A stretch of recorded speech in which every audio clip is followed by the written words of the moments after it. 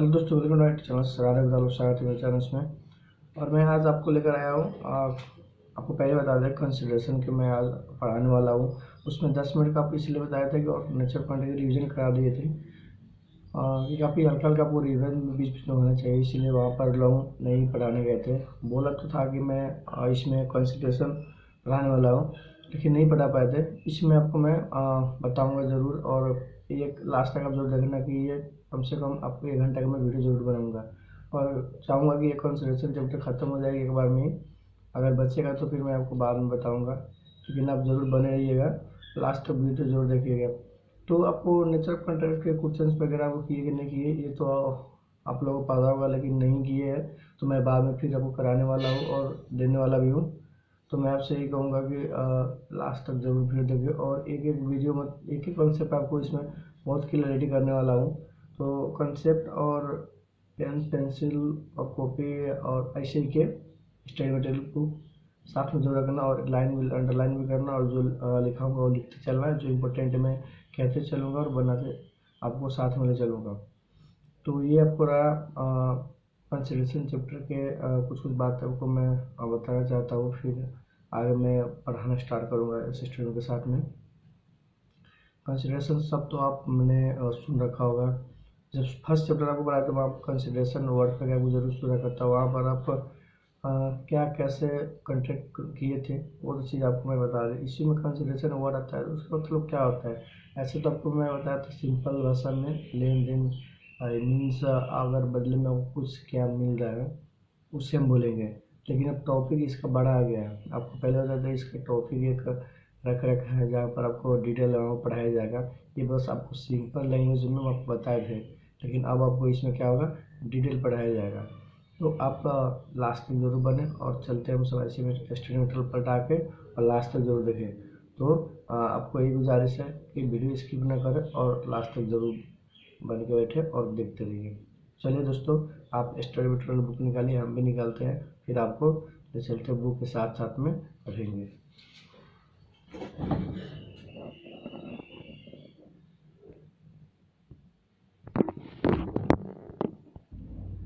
तो चलिए दोस्तों, आपको मैं लेके आ गया हूँ स्टडी मटेरियल पर। आप भी जरूर स्टडी मटेरियल बने रहिए।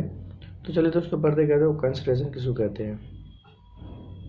कंसिडरेशन के एग्जांपल मैं आपको दिया था उसमें कि एक एग्जांपल वहाँ पर क्या था कि आपने पटना से कहा मुजफ्फरपुर मान लो आप जा रहे थे, लेकिन आपको बीच में एक क्या हुआ, एक लड़की मिलकर उसने बोला कि भैया मुझे अगले चौक पर छोड़ दो, अगले चौक पर छोड़ दो, या मोतीपुर या जहाँ भी हो।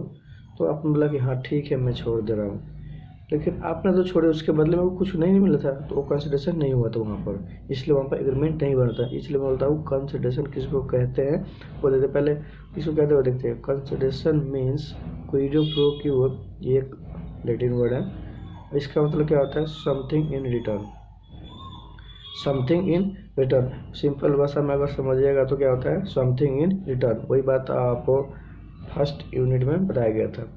Consideration is one of the essential elements to support a consideration क्या है, एक इसेंशियल एलिमेंट्स किसका है, कंट्रैक्ट के हैं, कि जो उसके सपोर्ट कर अगर कंसिडरेशन वहाँ पर नहीं होगा तो आपका एग्रीमेंट नहीं बनेगा। अगर एग्रीमेंट नहीं बनेगा तो फिर इनफॉर्चुनिटी नहीं हुआ तो कॉन्ट्रैक्ट नहीं बनेगा। इसलिए आपको कहा गया consideration is one of the essential elements to support a contract. Okay doubt, यहाँ तक आप समझ चुके हैं। Contract not supported by consideration subject to certain exception is void.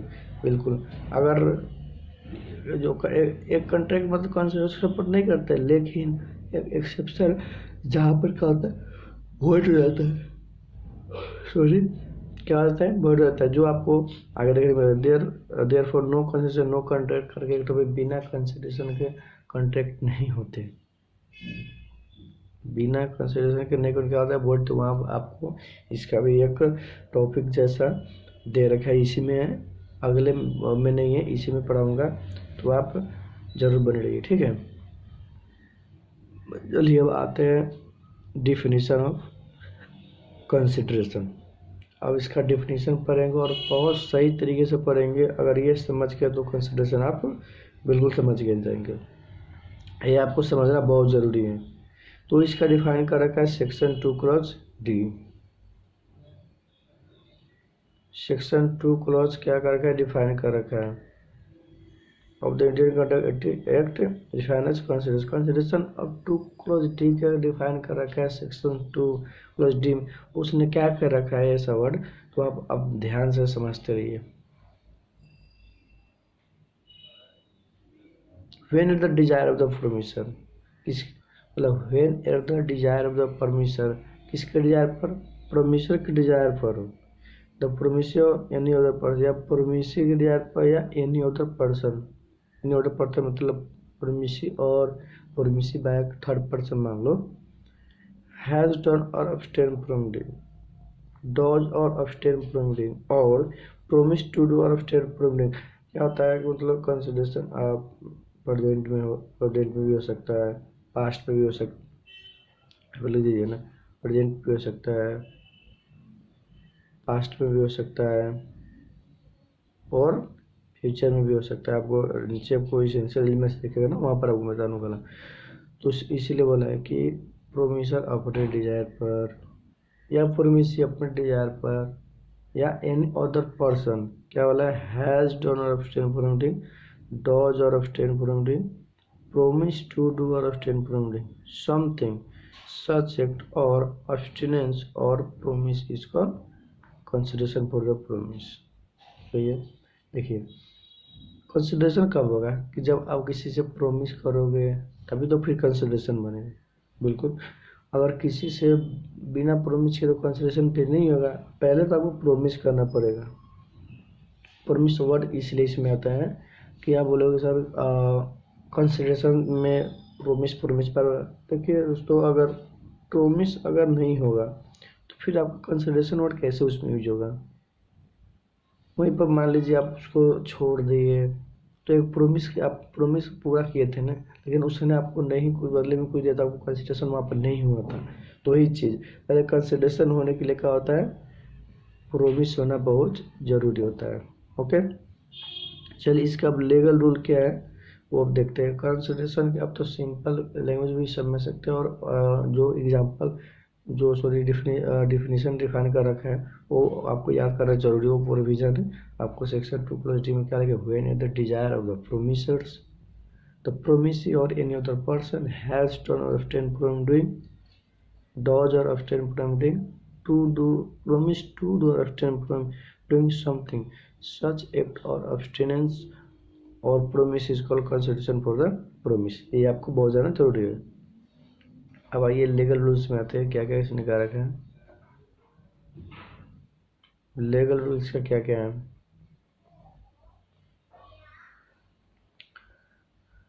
Move at the desire of the promisor, इसके लिए तो permission के ये जो पढ़े थे आपको ऊपर, when at the desire of permission, उसके अगेंस्ट सब एग्जाम्पल क्या हो सकता है देखिए।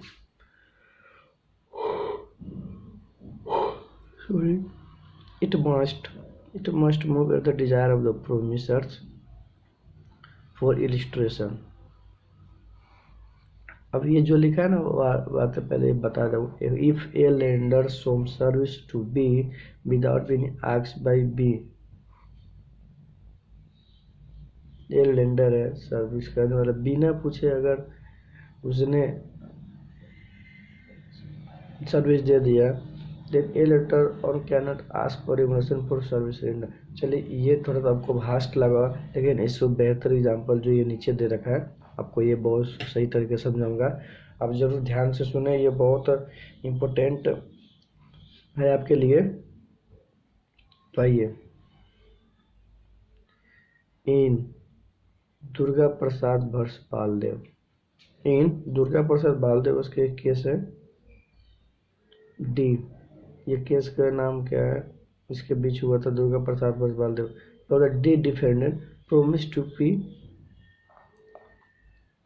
प्लानिटियम और सर्टेन कमीशन ऑन आर्टिकल्स।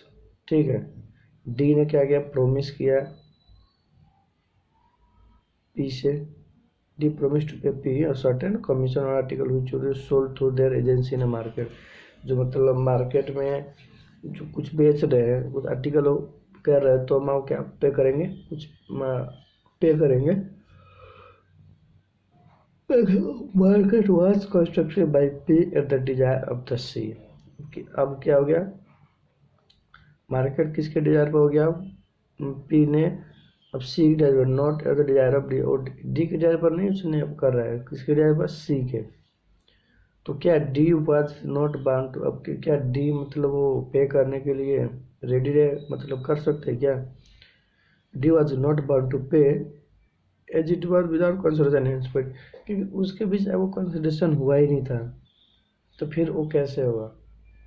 आपने तो बस बोल लिए थे कि हाँ करें, लेकिन उसके बीच आपने कंसिडरेशन किया कहीं ने, आपने सी के डिजायर पर क्या कर दिया, सेल कर दिया, बेच दिया मार्केट में, तो इसलिए वो लायबल नहीं रहेगा। ठीक है दोस्तों, एक और एग्जांपल देखें, इलिस्ट्रेशन का एग्जांपल है, R save S good for from fire without being asked to do so. क्या हो रहा है कि जो आर है ना, इसकी गुड क्या कर दिया, आग लगा था और उसने जाके उसको बचा दिया, मतलब आग बुझा दिया, जाके पानी नहीं डाल के, आग लगा था उसने क्या कर दिया, हेल्प कर दिया उसको।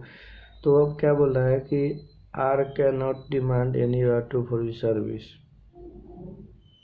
बोला है कि मतलब आपको मैं तो नहीं ना बोला था कि ये करने के लिए, अब आके आग मुझा दी, मैंने तो कुछ बोला ही नहीं था, एक ही चीज़ का रिवार दो, और इसने सीधा सीधा मना कर दिया, as the been act voluntary. समझ गया ना, सीधा सीधा उसने उसने बोला था, मैंने आपको तो बोला ही नहीं था कि करने के लिए, खुदा कर लिए, तो क्या होगा, R can not demand any reward for his service, कोई रिवार्ड ये मतलब नहीं ले सकता है, देगा ही नहीं। चलिए अब आते हैं, move from the promisee or any other persons.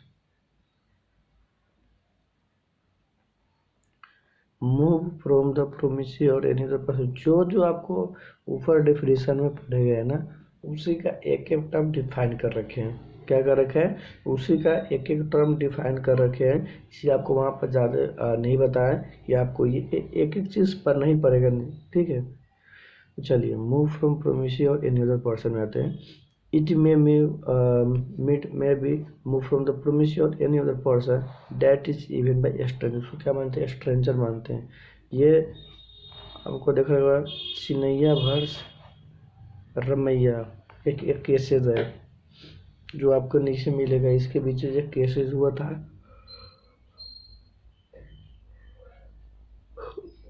So remove from the promisee or any other person में एक चिनिया वर्सेस रमैया के केसेस हुआ था, जो आपको मैं बताने वाला हूँ। But stranger to consideration will be able to see only if party to the contract subject to certain exception, this is not the doctrine. इसको जो थर्ड पार्टी स्ट्रेंजर का क्या बोलते हैं हम, डॉक्ट्राइन द कंस्ट्रक्शन कंसिडरेशन भी बोलते हैं। जो आपको एग्जांपल अगर समझाते हैं बहुत सही तरीके से,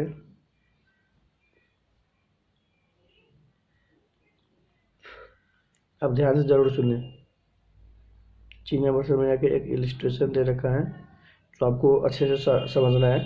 and old lady made a gift of her property to her daughter with direction to pay और certain sum of money to the material uncle by the way of anything. इसमें क्या बोला है कि एक ओल्ड लेडी, ठीक है, उसने कुछ मतलब प्रॉपर्टी गिफ्ट करा किसको, अपने लड़की को, हर डॉटर मतलब अपने लड़की को। उसने फिर क्या बताया कि इसमें से कुछ अमाउंट होगा ना, मतलब हर यूनिटी में कुछ अपने अंकल को देना है, अपने को क्या करना है, देना है। क्योंकि इसको ओल्ड लेडी ने गिफ्ट में तो प्रॉपर्टी डॉक्टर को अपने दिया था, और उसने एक बीच में लगा दिया कि आपको भी कुछ अमाउंट है ना जो हर यूनिटी में अपने अंकल को देना है, ठीक है। क्या on the same day the daughter accepted or writing in a favor of the brother agreed to pay immunity। उसने रिटर्न में भी एग्रीमेंट करा लिया कि हाँ मैं आपको क्या करूँगा, पे करूँगा। The daughter did not however pay the immunity and the uncle sued to recover it। Doctor ने क्या कर रहा है कि जो पे करने से माना कर दिया सीधा, तो क्या अंकल रिकवर कर सकता है? क्या अंकल रिकवर कर सकता है? दोस्तों क्या बोला, एक ओल्ड लेडी थी, अपने डॉटर के आगे कुछ प्रॉपर्टी गिफ्ट की है और उसने बोल दिया कि जो भी मतलब अमाउंट है ना फल का, जो यूनिटी में पे कर दे रहा है किसको, अंकल को। उसने जो उसका डॉटर था ना, उसका वो रिटर्न में भी लिखवा लिया कि हाँ आपको पे मतलब करूँगा, लेकिन उसने पे नहीं कर रहा है। क्या वो अंकल रिकवर कर सकता है?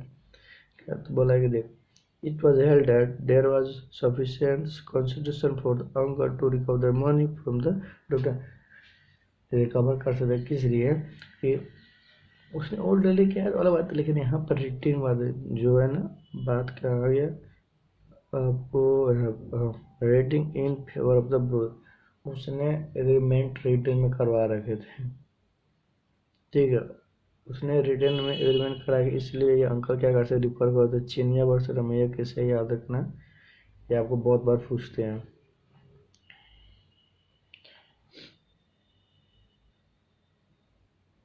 अब आइए तीसरा वर्ड क्या है, executive and executive consideration. Executed and executive consideration क्या लिखा है, all consideration which consider performance and. तो एग्जीक्यूटिव एंड एग्जीक्यूटिव आपको समझते कि एक व्यक्ति, जहाँ पर आपको समझाए थे ना, एक बैलेट एग्जीक्यूटिव एग्जीक्यूटिव मतलब करके बैलेट नोट हो, हाँ तो उसने उसमें यही जगह दी। एग्जीक्यूटिव मतलब दोनों पार्टी के अपने एप्लीकेशन पर भी खड़े थे, आप एग्जाम्पल समझ जाए।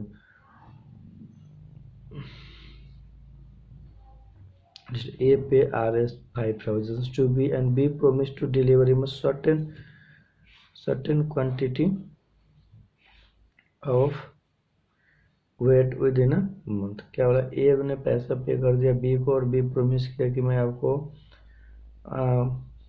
कब डिलीवर करूँगा, विदिन एक महीने के बाद आपको क्या करूँगा, गेहूँ मतलब डिलीवर कर दूंगा। In this case A payment amount, A क्या कर दिया, पैसा पे कर दिया, मतलब फ्यूचर वाला फिर वो बात हो गया ना कि मैंने आपको पे कर दे रहा हूँ, आप भी मतलब मेरे को पे कर देना।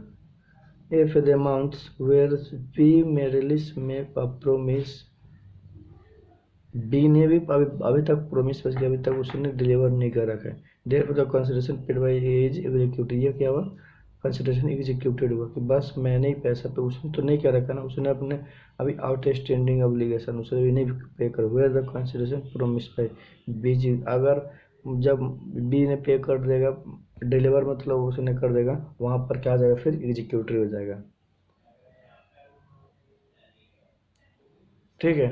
मतलब उसको एग्जीक्यूटिव मतलब क्या आ जाएगा, जब उसने कर देगा तो क्या होगा, एग्जीक्यूटिव हो जाएगा।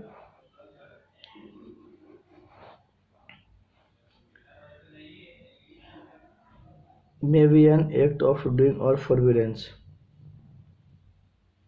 it may be an act of doing or forbearance of doing some things, but act as it must not be on that is under legal duties to perform, either under general laws under an executive's contract, however under to do some things more than the legal origin obligation is good। उसमें सीधा बोला है कि मैं इसलिए नीचे आपको समझाने के लिए, any work do consideration, any no work do consideration. आप करें फिर भी कंसिडरेशन क्या होता है, नहीं भी करें फिर भी कंसिडरेशन होता है। तो आपको इतना तो आपको पता हो गया कि any works to consideration, any no works to consideration. जो अगर आप कर रहे तो कंसिडरेशन, नहीं कर रहे फिर भी कंसिडरेशन। मतलब किसी तरह से, मतलब आप अगर कह रहे हैं ना वहाँ पर प्रोमिस जो होता है ना, वो मतलब बहुत आपको सोच के करना होता है, इसलिए अगर कर लेना तो कंसिडरेशन, अगर कुछ भी हल्का लेन देन वो कंसिडरेशन आपको माना जाएगा। नहीं भी आप काम करेंगे लेकिन कुछ कर देना उसको कंसिडरेशन माना जाएगा। ठीक है दोस्तों, फिर आपको इतना तक तो पढ़ लिए, क्या क्या पढ़े एक बार रिवाइज करते हैं। Move at the desire of the promisors, जिसमें आपको दुर्गा प्रसाद और बालदेव के केस से समझा तो याद रखना। Move from the promisors any other persons, ठीक है। आपको इसमें ओल्ड लेडी मैटर अंकल रहता है उसका और डॉटर के, ये 3 के केस है। आपको ऐसे लिख के रख लेना कि याद हो जाएगा। ऐसे देखते हैं एग्जीक्यूटिव कंसिडरेशन किसको कहते हैं, may be an act of doing और फॉरबिडेंस। आप कंसिडर कोई वर्क कर रहा है फिर भी कंसिडरेशन हो रहा है, नहीं कर रहा है फिर भी कंसिडरेशन हो रहा है। ओके, चलिए आप अगले पेज पे चलता हूँ, और भी बाकी है। कम से कम लीगल रूल कहाँ तक जा रहा है उसके हिसाब से मैं आपको लॉन्ग लेक्चर नहीं करना चाहता हूँ कि आपको बोरिंग ना लगे।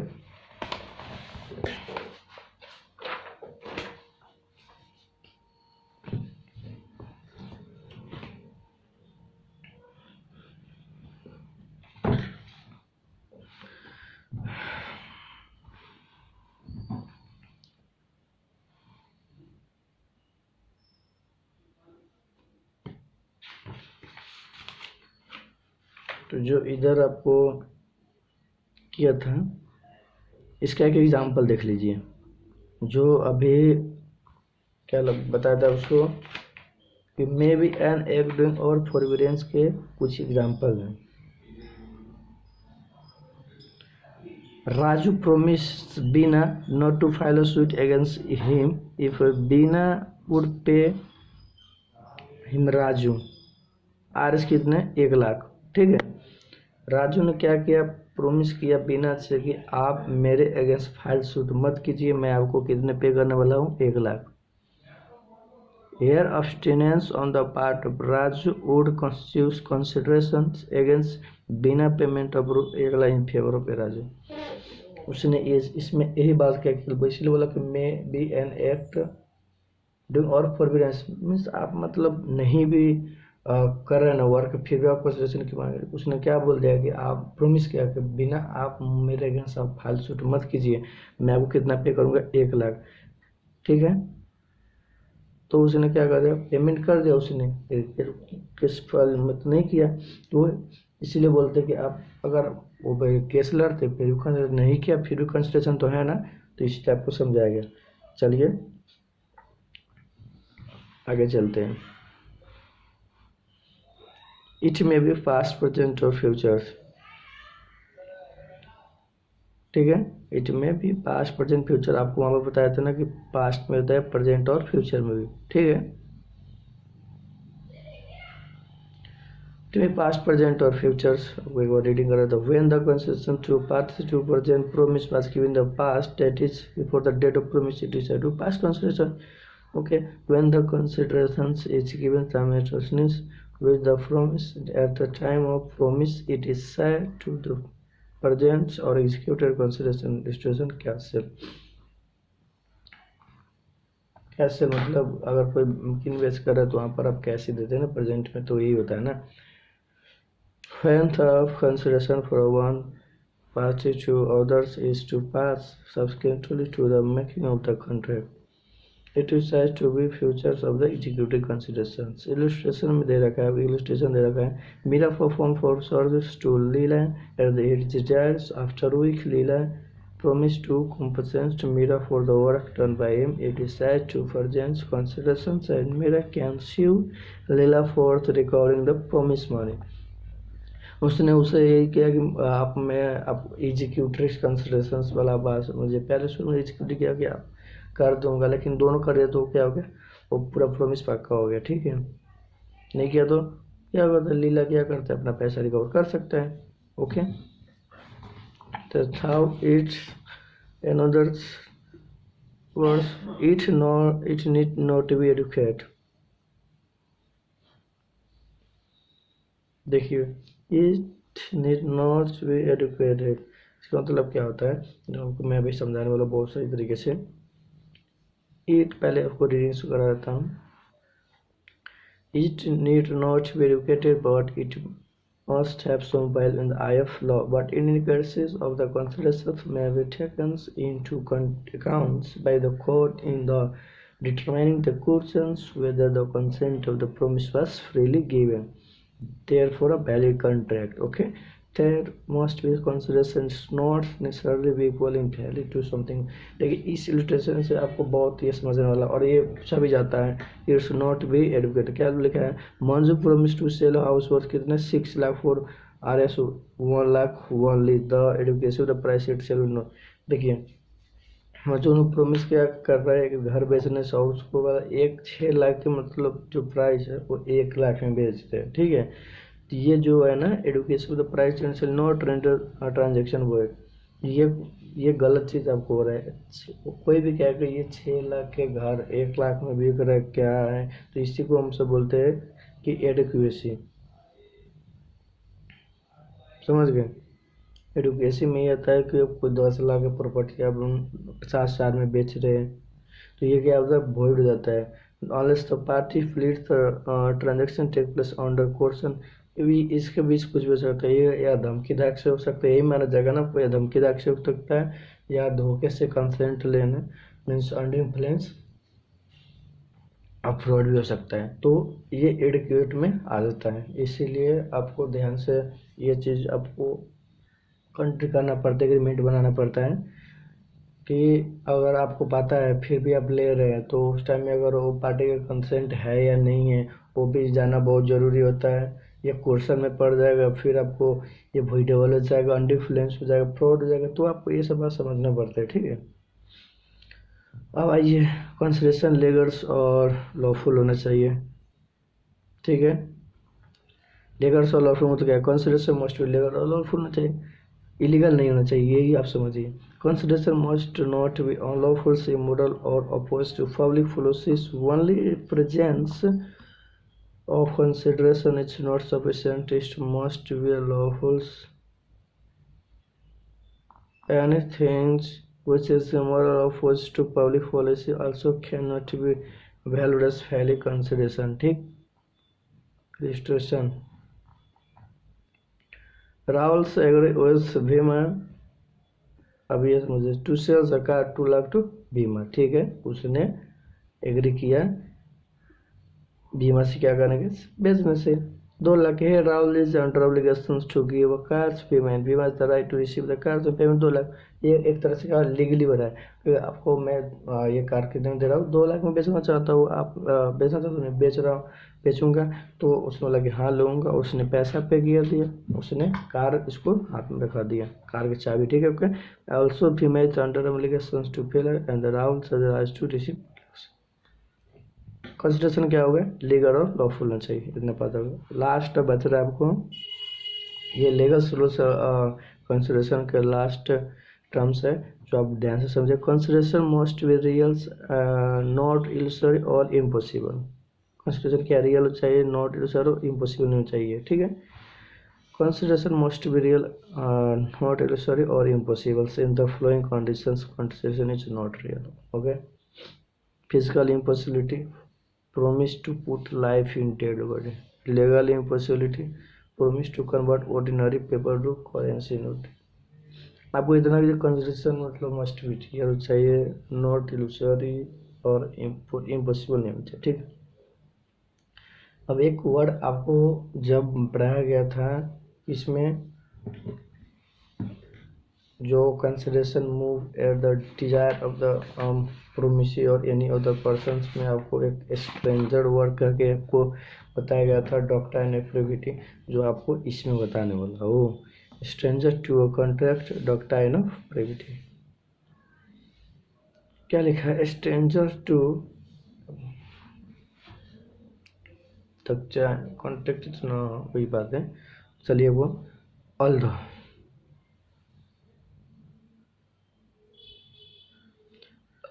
although the Indian Contract Act is silent on the point where the standards to contract can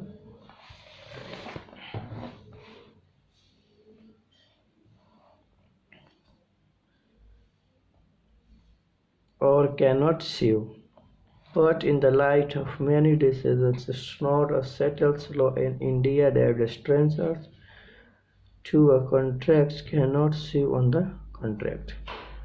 It is general rules of that only parties to a contract may save and receive. So it's called a dictatorial of contract. Two consequences of the dictatorial contract.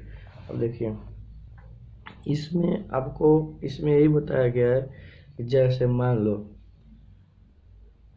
अगर आप किसी party से contract कर रहे हैं, अगर कोई third person आ रहे हैं तो वो आपके खिलाफ न केस लड़ सकता है, न सूट कुछ भी कर नहीं सकता है। उसी को हम बोलते हैं डॉक्ट्राइन ऑफ स्ट्रेंजर। जो थर्ड पार्टी है ना, वो आपको ये बीच में आके केस नहीं लड़ सकता है। हाँ, ये हेल्प करने वाला बात, लेकिन वो आके आपके सट्टे में वो नहीं कर सकता है। उसको हम डॉक्टर स्ट्रेंजर मान जाएंगे, उसका doctrine of privity of contact हो रहा है। उसमें नीचे ही लिखेगा a person which not party to contract can not sue of on it even though contract was for his benefit and it provided consideration. Okay, जो आपको बताया था कि ना पर्सन असीव कर सकता है, ना केसेस लड़ सकता है, ना कुछ कर सकता। ठीक है, such contract can not confer right और impose obligation arising under it one person which is not party to the contract. Okay, जो दोस्तों ये जो मैं पढ़ा रहा हूँ स्टिल में टेल के आई है बुक, लेकिन थोड़ा शॉर्ट टर्म में है तो आपको समझने में सही रहेगा, इसलिए आपको इसमें से बता रहा हूँ। ओके, आपको दोस्तों शायद ख़त्म ही हो जाएगा, इसलिए मैं सारे इसमें बता ही दे रहा हूँ। अब आते exception to the rule of the privity of contract. ये भी तो हो सकता है किस किस अवस्था में थर्ड पर्सन आ सकता है और लड़ सकता है कैसे। तो पहला एक आपको शॉर्ट टर्म या हाफ टी के मतलब क्या क्या होता है, एफ से क्या होता है, ए से क्या होता है, एफ से क्या होता है। जो आप धीरे धीरे ये जब ख़त्म होगा एक्सेप्शन तो वहाँ पर आपको एक पूरा कॉम्बिनेशन पार्ट मिलेगा, फिर आप बना सकते हैं शॉर्ट में। इसको क्या आप बोलेंगे तो याद रहेगा। चलिए पहले ट्रस्ट आते हैं। In case of the trust, a beneficiary can enforce his right to those who are not party to contract between the settler and trustee. अगर आपको विश्वास है, हर चीज़ है, तो वहाँ पर आप आ सकते हो। दूसरा आता है कि फैमिली सेटलमेंट में भी in case of the family settlement for a person or if the terms of the settlement are reduced into writing, the member of a family who originally had not been parties to the settlement may enforce the agreement। और family settlement के भी बात में आप क्या कर सकते हैं, थर्ड पार्टी आ सकते हैं, उसको क्या करते हैं, सुलझा सकते हैं, लड़ सकते हैं। ओके, अब आता है Hindu undivided family HUF। Hindu undivided family in the case of person HUF, a female member can enforce a provision marriage expense made at the time of the person।